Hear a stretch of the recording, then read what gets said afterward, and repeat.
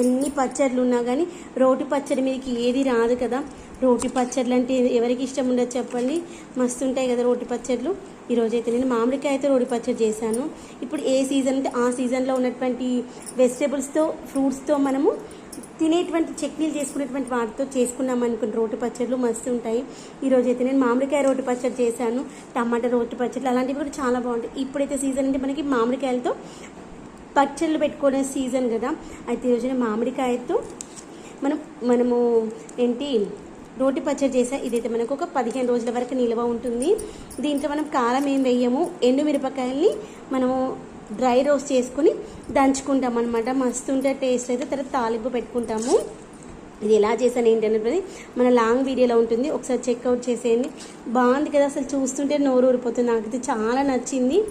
అమ్మ చేసేది, అమ్మ ఎండుకారం వేసి చేసేదా పచ్చిమిర్చి వేసి చేసేదా గుర్తుకు లేదు, కానీ బాగుంది.